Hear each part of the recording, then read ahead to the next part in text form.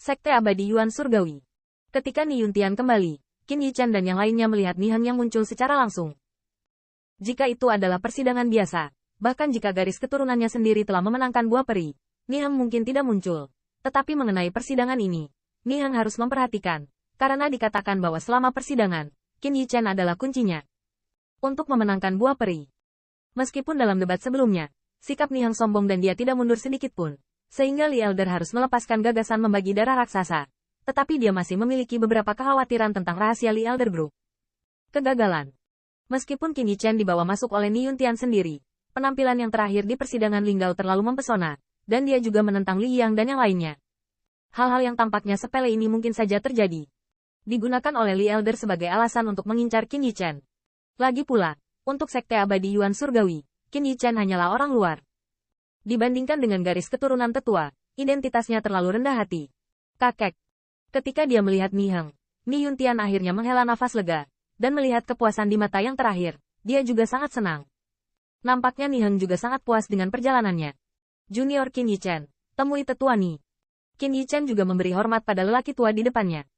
Bahkan, jika Anda memikirkannya sedikit, dia bisa mengerti mengapa Niheng, sebagai tetua Sekte Abadi Yuan Surgawi, datang menemui mereka secara langsung. Dan ingin datang. Dan yang terakhir juga khawatir tentang apa yang terjadi pada mereka. Haha, kembalilah dengan selamat. Niheng menghadapi Ni Yuntian dan yang lainnya sedikit mengangguk. Kakek, cobaan ini. Terima kasih kepada saudara laki-laki Qin. Kami dapat menuai banyak. Setelah melihat Niheng, Ni Yuntian mengambil inisiatif untuk maju. Dan kemudian tidak menyembunyikan apapun. Dan melaporkan ke pengadilan tentang apa yang terjadi di Linggao. Mendengarkan kata-kata Ni Yuntian, kulit Niheng terus berubah. Di wajah lamanya, senyum itu berangsur-angsur menjadi lebih kaya, dan kemudian matanya perlahan tertuju pada Qin Yichan, dengan penutup yang tidak tersamar di matanya. Warna apresiasi. Orang luar dari Immortal Monarch 2 Heavenly Layer mampu bersinar di Pulau Roh percobaan, dan akhirnya bahkan membantu cucunya memenangkan buah peri. Niheng tahu bahwa anak ini tidak sesederhana kelihatannya. Anakmu, itu bagus. Ni Yun menyaksikan Qin Yichan untuk waktu yang lama sebelum akhirnya tertawa terbahak-bahak, kata. Meskipun perilaku Qin Yichan sebagai orang luar terhadap Li Yang agak tidak pantas, dari sudut pandang Niheng, itu bukan apa-apa, dan bahkan karena perilaku yang pertama, dia sangat menghargainya. Sekte Abadi Yuan Surgawi, ada 10 tetua. Meskipun beberapa sesepuh bagus di permukaan, pada analisis terakhir, mereka semua adalah garis keturunan. Meskipun Sekte Abadi Yuan Surgawi memiliki latar belakang yang kuat, dalam analisis terakhir, masih ada Master Sekte dan Wakil Sekte di atas 10 tetua agung. Untuk bersaing memperebutkan sumber daya sekte, ada juga banyak kontradiksi antara pembuluh darah Great Elder. Ujian seperti ini justru semakin menjadi alasan urat nadi mereka masing-masing untuk memperebutkan sumber daya di masa depan.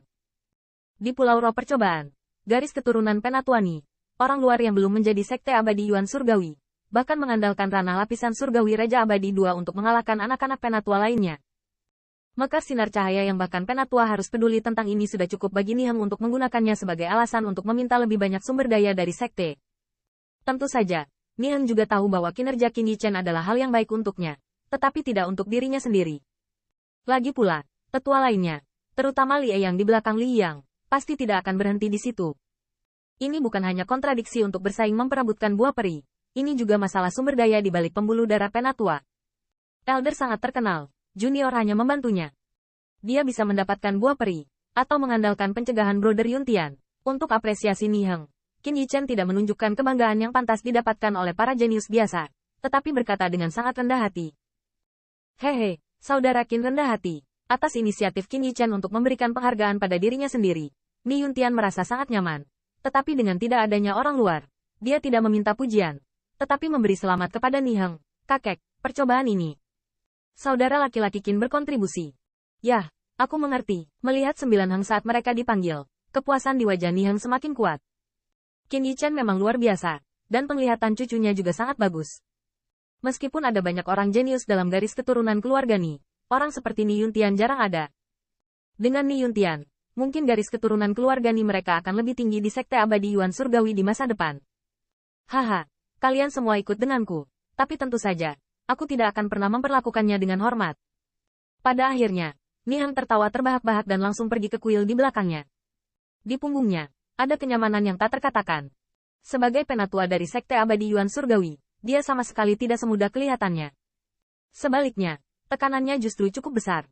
Lagi pula, tetua Sekte Abadi Yuan Surgawi memiliki kekuatan yang tak terhitung jumlahnya.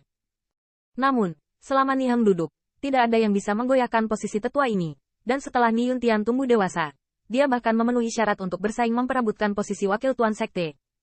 Kakak Qin, aku belum pernah melihat kakek terlihat seperti ini. Sepertinya dia sangat puas denganmu.